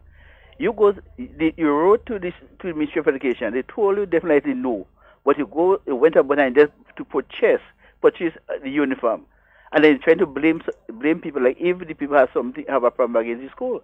Yes, there is school almost with the same uniform, but then you have to abide. You have to abide with the rule. The Ministry of Education is one to give the final say, and if they say to you no, so you have to abide with what? But you go and you all went about and do what you all want. Now you're trying to go and blame the Ministry of Education. Like if they have a problem against the school, the problem they have with you do what you want, right? And don't obey the Ministry of Education. So the problem is not with the Ministry of Education. The problem is with your disrespect to the Ministry of Education. So brother, I want the person who call and who end up encouraging parents to go purchase the uniform. They have to do better next time. Make sure when they want something done, they must get the okay from the Ministry of Education, and don't try to blame other people for the wrongdoing. So, brother Devon, you all have a wonderful day. God bless you. All right, my friend. Take good care. Yes. Yeah, but that uniform issue. Yeah. Let me say about this. to touch something on that. I've read the articles in relation to it. Right. So I've read the articles. I understand clearly the position of the parents. I understand clearly, don't get me wrong, the position of the parents. So I can understand that, look, they find the uniform is the same uniform that's being used by at least 2 other schools on the island. Who that person? You could call me no, Popo. I'll call you after. Okay, sweetheart? Nice, beautiful, nice. Okay, I know who that is. I'll call you after. Nice. Yeah. So it should be understood, right, that the parents wanted the uniform changed because they find, okay, we have this uniform and next school have the uniform, and when we have the activities, people can't tell which school is which because all of us have the same uniform. So let's change it to a new uniform. I can understand that. As they used to say back in the 70s, I could dig it. I could understand that. You understand? No problem. What I cannot understand is that after the school twice went to the ministry and was refused, that somehow the children still end up in the uniform that the Ministry of Education said no to. I can't understand that. That one is puzzling. We can't teach our children to just disregard because we don't agree or also and just disregard rules. If you want the children to follow rules, you have to lead by example. Yeah, and that's one thing with Karaku. And we will come back to our next thing with Karaku. Good, running out of time. Good morning and welcome. Good morning, Mr. Devon. Good morning, Mr. Sheldon Scott. Morning. Good morning, my friend. How you doing, my brother? Quite fine. Okay, I would like to send out birthday greetings to my loving grandmother, Francilla Maxine of Versailles. She'll be 96 years young today. Chris, don't try that. Don't try that. Yeah, she'll be 96 years young today, and greetings coming from her loving grandson, his wife, the Maxine family of Riverside, and in Grenada. All right, how you doing, man? I'm okay. I'm blessed, man. Yeah. Enjoying the little sun we have left. Hey, little sun. What sun? Boy, stop that, eh? What sun you had, eh? You start to make nippy up there already, boss. No, we got little sun today, man. Yeah, well, yeah, you better enjoy it, man. All right? Yeah, thanks. All right, my brother. All right, you take good care. Okay, Mr. Sheldon. I'll listen in. You tell your wife hello for me, eh? That is my friend. I will. She's listening. That is my friend, not you. Wifey, good morning to you, or good afternoon to you. All right, okay. Man. You enjoyed the day today. All right. All right, Solia, man. Okay. Yes, indeed. Bye. All right. Yeah, yes. Devon, and as I say, Solia, man, 60 police recruits gone into training school, 33 women, the largest group ever to go into training school. And the largest group of women ever to go into training school. All power to women. Yeah, boy. All things happening. Power. Yeah, things happening. Things happening. Yeah, but back to that, to Carriacou. Yeah, we're going back up to Carriacou. Yeah, Carriacou. We had to stay up before. Now, as we said, you cannot disrespect the Ministry of Education that way. If the ministry says no, it's no. Yeah, maybe you could make a further case to them. Continue to lobby. Because I think it's a good case if there are other schools that have the same uniform and you want to come with a different uniform and that kind of thing. But you can't just decide on your own that you're changing it. You have to get the proper, you have to go through the proper procedure and get it done properly. All right? Get it done properly. I could understand your case, but I cannot understand how it was done. Yeah. And as such, as I said, if I was a parent and I got information that I could send the child in that uniform and I bought it, believe me, the bill for it would have been coming to somebody. Yeah? Nice. Outside of that, though, over the weekend, I've been listening to a piece of video I see coming out of Carriacou. With, you know, because Hard Talk is so popular, somebody in Carriacou decided that they would do a program and call it Hard Talk. Now, this Hard Talk has been around for going on about 8 or 9 years now. Hard Talk has been around. And now, even though Hard Talk has been around that time, somebody else in Carriacou decided to go in and name a program Hard Talk too. And have it at the same time that we have Hard Talk. Yeah? So they name the program Hard Talk and they have it around at the same time. They want to come on the popularity of Devon and Sheldon. Yeah. So, and they want to confuse people. Yeah, they want to confuse people too. So they decide they could have choose harder talk, they could have choose no talk, they could have choose talk your talk. Nah, talk your talk is mine. They could have soft talk. Anything. Yeah. But they decide they're going with Hard Talk. But what I cannot understand is how they could allow somebody to call the people of Carriacou garbage. I can't understand that. Disrespectful. No, Avex. Let me hear what they have to say. You know, made a mistake. So we really didn't need 70,000. We needed more like 50,000. But who else would have done that? And that's who Leo Joseph is. And I'm just so sick of people who have no skin in the game, who have risked nothing. You don't own a boat. You don't really care about the regatta. You don't come to see the boats race. And you want to run your mouth. And I will correct you any day, any time, as long as God gives me energy. I don't care who you are. You could be the priest in the church or the minister. But I will correct you because you're so quick to bash people. And the people who get applauded on Carriacou are the people who are just empty vessels, no nonsense, just garbage people. And that's who get applauded. And I'm so sick of it. And the nonsense is going to stop now. So wait now, let me just make sure that I hear what I hear there, because apparently that lady just called my people garbage people, and I ain't too liking that. Who's that person? I'm some miscating out there in Carriacou. I ain't too liking that. Let me where is this thing, man? Right, let me make sure I get the right thing here, because Papa, me and they in that, do they in that with them. Yeah, let me make sure. The people who are just empty vessels, no nonsense, just garbage people. And that's who get applauded. And I'm so sick of it. And the nonsense is going to stop now. No, I mean, that's the thing. You're saying now that the people who have been hired by the administration and the people who are getting applauded in Carriacou is just garbage people. What kind of statement is that to make? That is my relative you talking about, you know, lady. That's my friends you talking about. I see. And as if it wasn't bad enough, then you have the NDC caretaker for Carriacou jumping in to try and defend her. The same one who was saying last time that Carriacou people eating out a garbage can.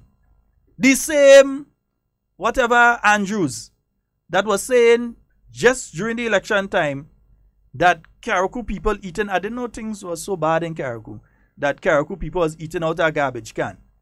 You might have the one or two obligatory individuals who may have their mental challenges that may avail themselves of going and dig through a garbage can every night, but they don't need to do it. But that is an individual that during the heat of the election campaign make a statement like if Carriacou people was eating out a garbage can. So the two garbage people come now together. Wow, that's real garbage, why? Because he coming now to defend this statement and saying listen to the whole thing and listen to the whole program. I've listened to the whole program. that does not negate the fact that the woman referred to Karakou people as garbage people. That's unacceptable. It does not change the fact that what she called a sizable portion, in other words, all the Imani trainees on the island of Karakou, she called them garbage people. All the Imani trainees. That's who she referred to.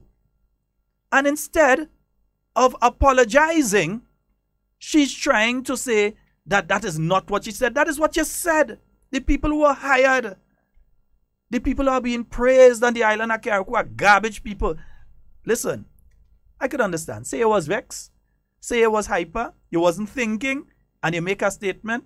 And people might forgive you.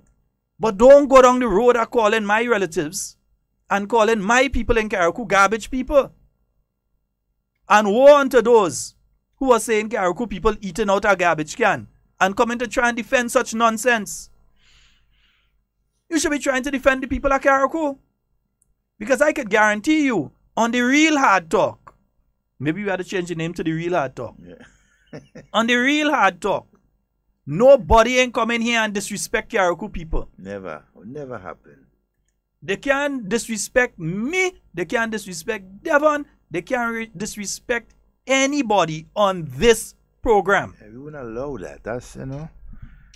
And don't feel like it's only when Sheldon here. Let's should try it when Devon here and see what happened to all you.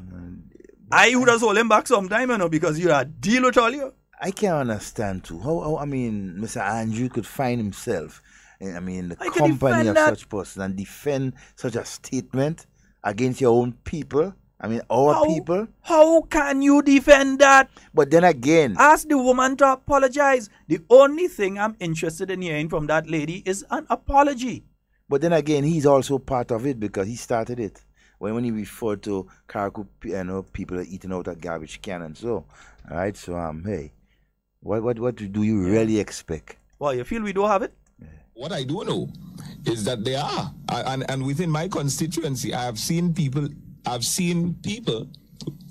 eating out of garbage bin. That's a fact. That's a fact. That's an undisputed fact. Here in Grenada and Karakou. I can't talk about Petit Martin, but Karakou. You know, I've seen that. So you understand you understand why the garbage man must come to defend the garbage woman? Yeah, the garbage woman. They suit each other. Yeah, because both of them on garbage. Yeah, they suit and both each of them other. been speaking garbage. Yeah.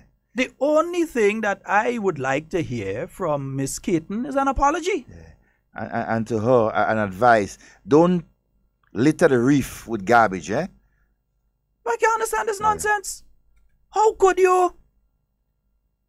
The Imani trainees, the people that have been taken on various programs since this government came to office in 2013 and was returned to office in 2018.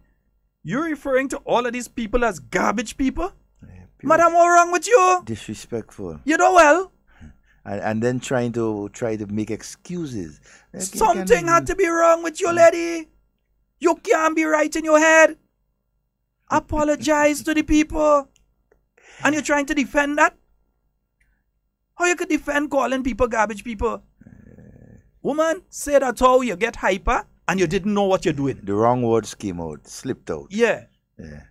Say that how you had a little error. Yeah. Even if you had it in your mind, but to bring it out was a mistake. Yeah, say we make a look at error. Yeah. And oh God, I get hyper. Yeah. Not that I mean to say. Yeah? But for the other gentleman, to come and try to make excuse for that's. But he's the garbage man too. Well, that's what I'm saying. I mean, oh my God. Yeah, but that's the people of Karakou gonna deal with you all. Yeah, you know, definitely. Yeah, I can't understand she, and I can't understand he, because this is absolute nonsense. We have to raise the level of the discussion. If you disagree with some things that have been happening, that is okay. That is your fundamental and constitutional right to not agree. But it is not your right to be calling the people of Karakou garbage people. Mm-hmm. You calling the people that are working in the ministries in Karakou garbage people? Mm-hmm. I mean, even the garbage men vex. Of course. The sanitation engineers. Yeah, even them upset. Yeah, they must be upset. I mean, that kind of attitude belong under a pile in Dumfries. That's nonsense. Sad. And you know the worst part of it is they spend the whole weekend trying to defend the statement. Lady, wrong hard talk. You should have tried that on this hard talk. You'd have see what you got yourself in. How you could defend something like that or attempt to defend something like that? I don't understand.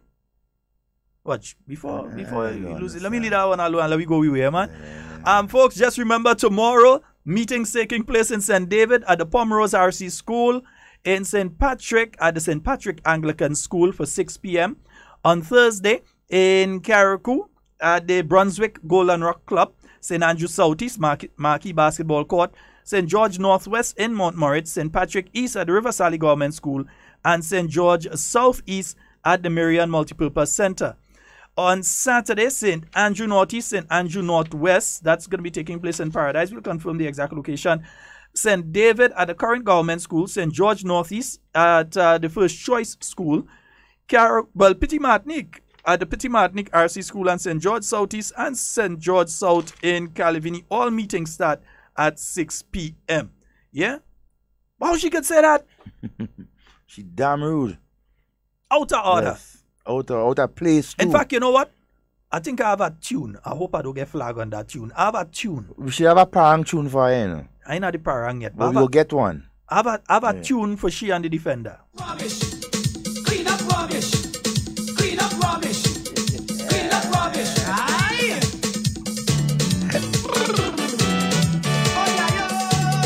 Folks, that's all the time we have for Hard Talk today. It's been wonderful being here with you. My name is Sheldon Scott. I'm Devon Romain. And that's all the time we have for Hard Talk. It's been wonderful being here. In whatever you say, whatever you do, do it safe and secure. I want to be speaking to and with you. And not about you. We are out. Right now I'm a rubbish man. Look up. Rubbish man, I come. Rubbish man. A mistake. So we really didn't need 70,000. We needed more like 50,000. But who else would have done that? And that's who Leo Joseph is. And I'm just so sick of people who have no skin in the game, who have risked nothing. You don't own a boat. You don't really care about the regatta. You don't come to see the boats race, and you want to run your mouth. And I will correct you any day, any time, as long as God gives me energy. I don't care who you are. You could be the priest in the church or the minister.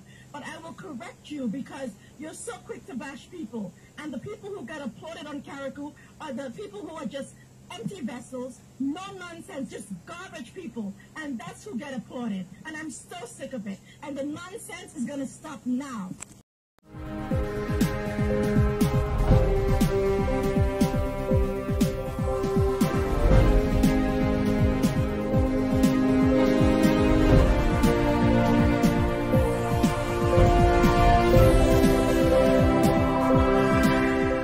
Grenada to host first ever China CARICOM anti-corruption conference next week. Details of this story and more in the National Report.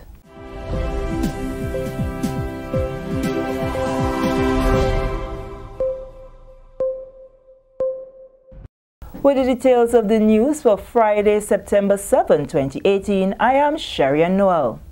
Top-level officials from China and CARICOM will begin arriving here this weekend for the first ever China CARICOM Anti-Corruption Law Enforcement Cooperation Conference, which takes place at the Grenada Radisson Beach Resort on Monday. Delegates will share experiences, best practices, and explore cooperation in law enforcement and security. During the sitting of the Law House on Friday, Foreign Affairs Minister Honorable Peter David said the role Grenada has been playing in fighting corruption has yielded many benefits. The Chinese government was so pleased with that, Mr. President, and coming out of that, Mr. Speaker, that next week, Monday, we will be hosting the first ever China CARICOM Anti-Corruption Law Enforcement Cooperation Conference. That conference will have in Grenada ministers from all of the CARICOM countries, including some who do not have relations with the People's Republic of China.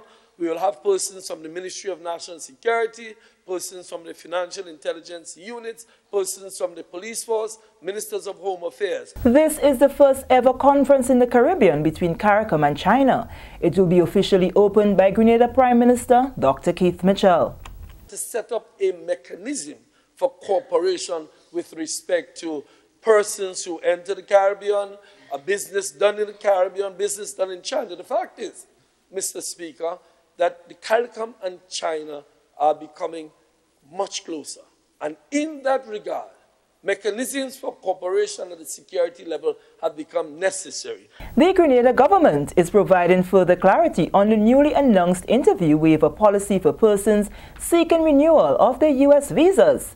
Following the announcement of the new policy Thursday, several questions have arisen, particularly from persons with interviews confirmed for next week. Government is therefore advising that persons who would have booked appointments for visa renewal prior to Thursday's announcement should keep the appointment at the U.S. Embassy in Barbados. Persons who have confirmed interviews but still wish to avail themselves of the opportunity for an interview waiver can do so, but this will entail submission of a new application for renewal complete with a fee of $160. All other persons with effect from Monday, September 10th can immediately utilize the option of an interview waiver, providing they meet the eligibility criteria. Applicants are reminded that the eligibility of a waiver does not automatically entitle them to a waiver, as some persons may still be required to appear in person. To be eligible for the interview waiver, applicants must hold a Grenada passport and their visa must not have expired for a period exceeding 12 months. The 13 members of the House of Representatives who were present at Friday's sitting have given their overwhelming support in favor of the Caribbean Court of Justice as Grenada's final court of appeal. Two members, Honorable Alvin Dabrio and Honorable Yolan Bain Hosford, were absent, although Mr. Dabrio did indicate before he left the proceedings earlier that he was also in full support. The first reading of the CCJ bill was done more than 90 days ago, in accordance with the Constitution that at least 90 days must elapse between the first reading of the bill and its second reading. The London-based Privy Council is currently used as the final court of appeal, and a referendum on November 6th will determine whether Grenada will use the CCJ as its final appellate court. Over the many years, we have been advocating for such a court. Its benefits have been articulated time and time again, Mr. Speaker, and I'm sure members will refer to the benefits of acceding to the Caribbean Court of Justice, Mr. Speaker. But we here, Mr. Speaker, must pass this bill with a two-thirds majority. That is, 10 members must vote yes, if we must advance to the next stage of the constitutional amendment, which is to go to a referendum. We have announced the date jointly with Antigua and Barbuda as the 6th of November. Leader of Government's Business in the House, Honorable Gregory Boeing. The bill received full support from other members of the House. I have been to a couple public sessions already, and I was surprised the level of interest, especially after that presentation some Wednesdays ago by many persons who addressed the gathering at the Trade Center. There appeared to be, in the public view, a good feeling of support for this initiative. And I think it's incumbent upon those of us who believe it to spread the message and to take that principled position. And I believe if we do this, devoid of the partisan politics, do not get into attacking members of the opposition or members of the government, but take a position on the basic fundamental principles facing us. Because this is what this is all about, Mr. Speaker. Persons may have doubts as to whether or not this is going to cost us something. So do we have to give up roads? Do we have to give up bridges? Do we have to give up road work to be able to benefit from this? And the answer is resoundingly no. We have already paid the price. We have already contributed financially. So if an ordinary person, maybe in Grand Bacolet, is wondering, will I get less benefits because government is going into this? The answer is no. Government would have already made its contribution, and there'll be no added cost for us going that route. Our people should be given the opportunity to take matters further if they are not satisfied with the judgments handed down by the Eastern Caribbean Supreme Court, and not be discouraged because of the exorbitant cost that currently exists in taking matters to the Privy Council. Mr. Speaker, the time has come. It is time for us to take the bold step to make the CCJ our final court of appeal. And just as Prime Minister of Barbados, Mia Mottley, would have said it, we have full control of our government. We have full control of our parliament. It is time that we take full control of our judiciary. There are some ties that are not beneficial to us as a country and a people. They do not create the avenues. They do not give the exposure to our people as they need our support. And therefore, we have to look what is more meaningful. I am sure they're listening to that a bit somewhere. Somebody listen and say, kudos, it's time for Grenada to move forward. This is the National Report. More news after the break. The safety on our roads make this a major priority. Health of our people, a crucial necessity. Accidents happen when road users are either irresponsible or inconsiderate in one way or the other. Play your part. Reduce your speed. Be attentive. It is your personal responsibility. Let 2017 be the start of no more road fatalities. Be safe, be seen, be smart. So let's wise up as a nation. Get to your destination safe.